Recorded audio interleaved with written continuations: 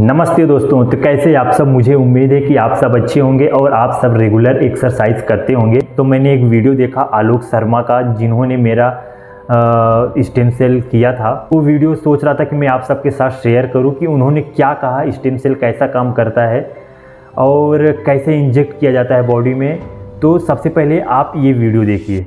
So, what exactly are stem cells? Now, in the world of medicine, we have two broad treatment interventions. We have drugs, medicines, pills, injections, okay?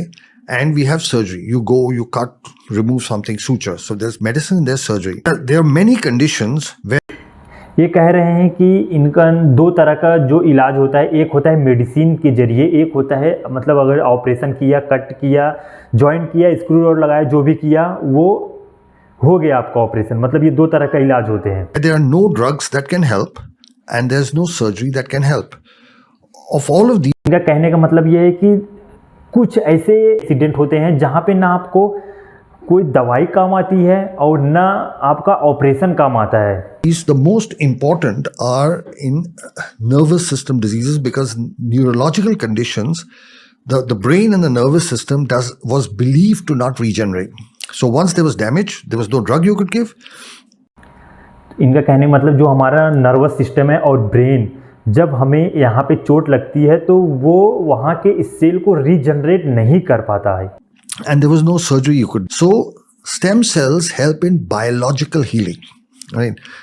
Not as a drug, not as a surgery, but cell to cell. इनका कहने का मतलब है जो stem cell रहता है वो biological healing करते हैं, मतलब वो खुद से हील करता है। इसीलिए बोलते हैं जो स्टेम सेल रहता है, जैसे हमें कहीं चोट लग गया तो वहाँ पे कैसे ठीक होता है, क्योंकि हमारे जो हमारे फैट होते हैं, जो हमारा बोन मैरो के अंदर जो स्टेम सेल रहता है, तो फिर वहाँ से वो निकल के आते हैं, जो भी हमारे कटे फिटे रहते हैं वहाँ के सेल को रीजनरेट करते हैं। इसकी वजह से देखना आप कभी कभी जैसे हमें घाव लग जाता है, चोट लग जाता है, तो जैसे खड्डा जैसा हो जाता है अंदर, लेकिन कैसे वो भर कैसे जाता है, क्योंकि जब वहाँ पे सेल आके ना मल्टीपल अपने आप को रीजनरेट करते हैं तो वो भर जाता है, जिसकी वजह से वो ठीक हो जाता है। लेकिन हमारे ब्रेन और स्पाइनल कॉर्ड में वो चीज़ नहीं हो पाती, वो भूल जाता है ब्रेन की इसको ठीक भी करना है, तो हमें बाहर से उसे स्टेम सेल इंजेक्ट करना पड़ता है ताकि वो और तेज़ी से स्टेम सेल को, वहाँ के सेल को रीजनरेट करे, न्यूरॉन्स को।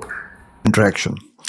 This is the way the body had meant to heal. It's a natural system of healing. Now, we have stem cells in different parts of our body, but they take care of the normal wear and tear. So you have a certain injury here, there, and the local stem cells will help heal it. Stem cells in the brain, you have stem cells, in your hair, you have stem cells. They're very small amounts. They're just for the local wear and tear. Okay.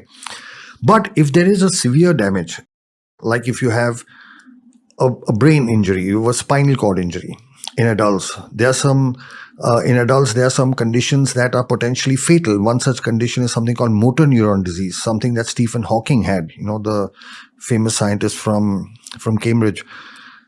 There was no solution to this.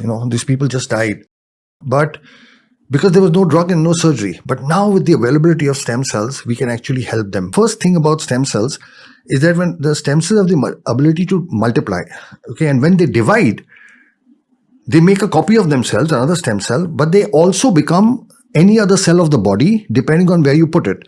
So if I take a stem cell and I put it in the nervous system, it will become a nervous cell. If I put it in the muscles, it will become a muscle cell. So depending on where you put it, it becomes that. So this amazing property of converting in, मतलब जब आप body से stem cell निकालते हैं तो आप जहाँ पे उसको डालते हैं तो वो स्टेम सेल वहाँ का हो जाता है।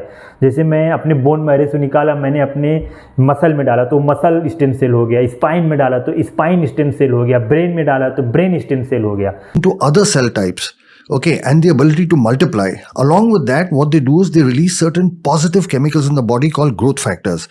These help in the healing process. They also attract fresh blood towards them called angiogenesis. This combination of being able to multiply, to divide, to release growth factors, to get fresh blood, because I believe your own cells are much better than somebody else's. So one, they're your own cells, so body will accept it. Two, it's fresh. There's no preservative. You just take, what we do is we take from the bone marrow, we filter it, we run it through machines called centrifuges. isolate the stem cells, and within a few hours put it back. Whereas those are preserved, they belong to somebody else, they are cryo frozen, and they add a preservative. जैसे मैंने अपने पिछले video में बताया था कि stem cell कैसे दिया जाता है, अपने आपके बॉडी से निकालेंगे, फिर इसको सेंट्रीफ्यूगल में डाल के उसको अलग करेंगे, फिर स्टेम सेल उसमें से इंजेक्शन में लेके फिर जहाँ पे आपका इंजरी है वहाँ पे इंजेक्ट करते हैं कुछ 1-2 घंटे के बाद. So if I ask you which is better, take an orange and make fresh orange juice or have a canned orange juice? What we do, autologous, we can inject it in the spinal fluid. So, our brain, it continues down to the spinal cord. And surrounding the brain, there is a fluid called cerebrospinal fluid. It's a fluid that circulates. It's continuously circulating. So what we do is with a little needle prick, we inject it into the lower back, into the fluid. Because this fluid carries it to the brain. And when it goes to the brain, the part of the brain that's not functioning properly or that's damaged, it pulls the stem cells to. Well, brain doesn't. It's like, let's say you are hungry and I've just had food. मतलब इनका कहने का मतलब है जैसे हमारे जो body में ऑलरेडी स्टेम सेल होते हैं, लेकिन वो स्टेम सेल बॉडी यूज़ कब करता है, मतलब ऐसा पड़ा रहता है वो बॉडी के अंदर, लेकिन वो यूज़ कब करता है जब आपके बॉडी में कहीं चोट लगता है, जब उसको ज़रूरत पड़ती है कि यहाँ पे मुझे चोट लगा है, तो वो उसको भेजता है उसको ठीक करने के लिए. जैसे कि अभी अपने इंडिया में है, इंडिया में अपने आर्मी लोग हैं, आर्मी लोग हर दिन तो लड़ने जाते नहीं हैं, तो रहने को तो हैं 14 से 15 लाख आर्मी है अपने इंडिया में, लेकिन ज़रूरत कब पड़ेगा, जब पाकिस्तान के साथ युद्ध होगा, चाइना के साथ युद्ध होगा, तब उन लोग को भेजा जाएगा बॉर्डर पे लड़ने के लिए. तो वैसे जब हमारे बॉडी में कहीं चोट लगती है तो वो स्पाइनल कॉर्ड ब्रेन उसको तुरंत एक्टिवेट कर देता है कि भाई अभी क्या है कि बॉडी में कहीं चोट लग गया, उसको ठीक करने का टाइम आ गया, तुम लोग जाओ उसको फटाफट ठीक करो. तो बहुत बार क्या होता है कि उन लोग मतलब तादाद में इतने कम होते हैं, जैसे कि हमें कहीं हाथ में लग गया, मतलब पैर में लग गया, तो ये तो सब तो ठीक है, लेकिन जब वहाँ पे रिस्क ज़्यादा है, जहाँ पे आपको ज़्यादा मतलब मैन पावर की ज़रूरत है, जहाँ पे आपको ज़्यादा स्टेम सेल की ज़रूरत है, जैसे ब्रेन और स्पाइन में, तो वहाँ से आपको बाहर हेल्प मिलेगा. जैसे कि अपना जब पाकिस्तान और इसका युद्ध हुआ था, तो आपने जैसे रसिया ने हमारा मदद किया था, इजराइल ने हमारा मदद किया था, तो वहाँ हम लोग खुद से नहीं कर पा रहे थे. वैसे बॉडी जब ब्रेन में और स्पाइन में इंजरी होता है तो वो उतने स्टेम सेल प्रोड्यूस नहीं कर पाता बॉडी कि वो उसको प्रॉपर जल्दी ठीक करे, तो हमें बाहर से इंजेक्ट करना पड़ता है, हमारी बॉडी से ही कहीं निकाल के बहुत सारा फिर वहाँ पे इंजेक्ट करना पड़ता है, ताकि वो फटाफट सेल अपने आप मल्टीप्लाई करे. जितना मल्टीप्लाई करेगा उतना कनेक्शन बेहतर बनेगा, उतना हमारे ब्रेन और पैरों के बीच में, हाथों के बीच में कनेक्शन बनेगा, तो इन्फॉर्मेशन पास होगा, तो हमारा मूवमेंट आएगा. And somebody comes here with food, what's going to happen? You're going to make a grab for it. I'm full, I won't take it. So the body is like that. The body tissues they're not greedy. The parts. कहने का मतलब है कि body में stem cell रहता है, लेकिन जैसे इन्होंने एग्जांपल दिया, जैसे 2 लोग बैठे हैं और बीच में खाना रखा हुआ है, तो सबसे पहले खाना कौन खाएगा? जिसको भूख पहले लगी रहेगी. ऑब्वियस सी बात है, जिसको भूख नहीं लगा, जो ऑलरेडी खा के बैठा है, उसके सामने आप कुछ भी रख दो, कुछ फ़र्क नहीं पड़ता. वैसे बॉडी में स्टेम सेल ऑलरेडी रहता है. अब जैसे मेरा हाथ एकदम ओके है, तो इसको ठीक करने के लिए क्या ज़रूरत है? कुछ नहीं. लेकिन अगर मैं यहाँ पे इसे ब्लेड मार दूँ या फिर मुझे कहीं चोट लग गया, तुरंत बॉडी एक्टिवेट हो जाएगा, भाई तुरंत जा फटाफट इसको ठीक कर. तो उन्होंने ये कहा, that don't want it will not pull the stem cells, but the damaged part that the stem cells home in to the damaged area actually has the stem cells come to them. So we inject it in the spinal fluid, so it goes directly to the brain. देखिए, अगर आप financial free हैं, आपके पास पैसा है, तो ज़रूर stem cell करवाइए. जैसे कि मैंने एक वीडियो अपलोड किया था कि क्या क्या खाने से आपके बॉडी खुद स्टेम सेल प्रोड्यूस करता है, तो प्लीज़ आप वो वीडियो देखिए, मैं लिंक डिस्क्रिप्शन में दे दूँगा. तो आप उस तरीके से भी अपने बॉडी में स्टेम सेल प्रोड्यूस कर सकते हैं. बॉडी इतना कैपेबल है कि जितना ज़्यादा स्टेम सेल बनेगा, और जहाँ पे आपका मतलब इंजरी रहेगा, उसको ठीक बॉडी खुद करता है. तो प्लीज़ आप जितना ज़्यादा से ज़्यादा हो सके उतना आप एक्सरसाइज कीजिए और अपने खाने पे भी ध्यान दीजिए. और सबसे मेन इम्पॉर्टेंट, आपका मन, आपका जो विल पावर है, बहुत ज़्यादा स्ट्रांग होना चाहिए.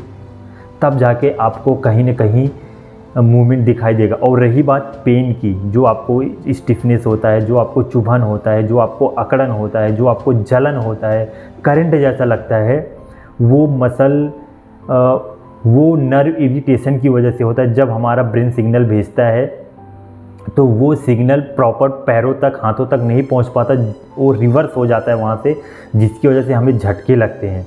इसीलिए कभी कभी आपने देखा होगा, जब हम बहुत ज़्यादा एक्सरसाइज करते हैं या फिर बहुत ज़्यादा उसके बारे में सोचते हैं तो हमें उसी दिन बहुत ज़्यादा पेन होता है। तो या फिर हम लोग कहीं बिज़ी हो जाते हैं, कहीं चलने लग जाते हैं, कुछ करने लग जाते हैं, तो माइंड हमारा डाइवर्ट हो जाता है और फिर हमारा पेन भी बंद हो जाता है। या फिर हम गहरी नींद में चले जाते हैं तो उसके बारे में नहीं सोचते तो हमारा पेन बंद हो जाता है। तो पेन अगर आ रहा है तो एक तरह का अच्छी बात है, उसको एज अ पॉजिटिव लीजिए और उसको सहन कीजिए। मुझे मालूम है कहना बहुत आसान है, क्योंकि मैं भी उस चीज़ से गुजर रहा हूँ। मैं भी रात भर नहीं सो पाता हूँ, लेकिन फिर भी मैं ट्राई करता हूँ, क्योंकि मैं 6 साल से इस चीज़ से गुजर रहा हूँ। तो मैं कभी कभी मुझे लगता है कि मैं पैर काट के फेंक दूँ, लेकिन फिर भी मैं सोचता हूँ अगर मैं यहाँ तक पहुँचा हूँ तो आगे मैं और पहुँचूँगा। हिम्मत नहीं हारना है। तो प्लीज़ गाइज़, आप अपना खुद ख्याल रखिए, आप हिम्मत मत हारिए और एक्सरसाइज जितना ज़्यादा से ज़्यादा हो सके उतना एक्सरसाइज कीजिए और खुश रहने का ट्राई कीजिए और हमेशा ऊपर वाले को धन्यवाद दीजिए। अगर आपको वीडियो अच्छा लगा तो प्लीज़ आप इसे लाइक कीजिए और एससीआई भाइयों के साथ शेयर कीजिए, ताकि उनको भी ये वीडियो से कुछ ना कुछ इन्फॉर्मेशन मिले। तो मिलते हैं आपको नेक्स्ट वीडियो में, तब तक के लिए धन्यवाद। जय हिंद।